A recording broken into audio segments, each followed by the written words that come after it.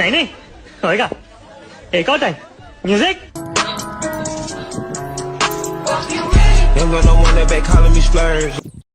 Hey guys welcome to my new blog. চলো আমার MT রানিকে আজকে ভালো করে পরিষ্কার পরিচ্ছন্ন করব। তো গাড়িটার প্রথমে আমি চাবি অন করলাম। অনেক দিন ধরে দেখছি গাড়িটা ময়লা হয়ে পড়েছিল, তো স্টার্ট করবো এবারে। তারপরে হলো স্টার্ট হয়ে গেছে। তো অলরেডি চেনটা অনেক দিন ধরে নোংরা হয়েছিল, চেন লুক দেব। এটা হচ্ছে আমার মোটরের চেন লুক, তো C1। তো এটাকে আমি লাগাবো, এখন স্প্রে করব। তোমাদের কাছে এমটি থাকুক বা অন্য কোনো গাড়ি, যে কোনো গাড়ি এই স্প্রেটা ইউজ করতে পারো, ঠিক আছে।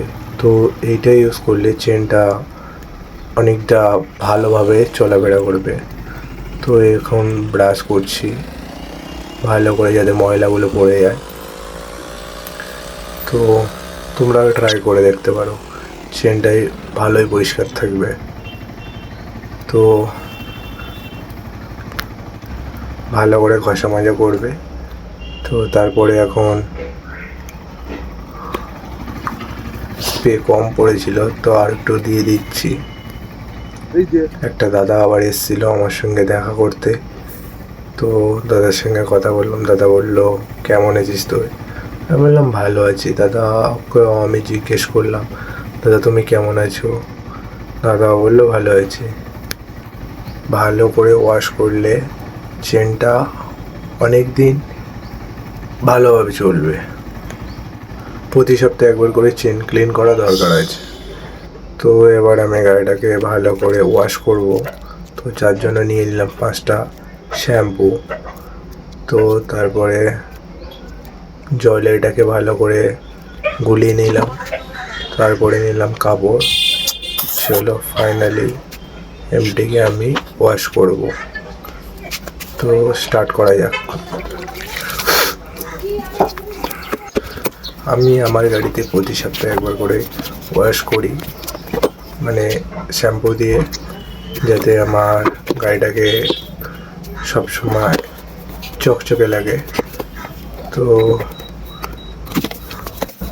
তোমাদের কাছে যদি ড্রিম বাইক থাকে, তোমরাও প্রতি সপ্তাহে একবার করে গাড়িটাকে ওয়াশ করবে, তাতে গাড়িটার লুক খুব লাগবে।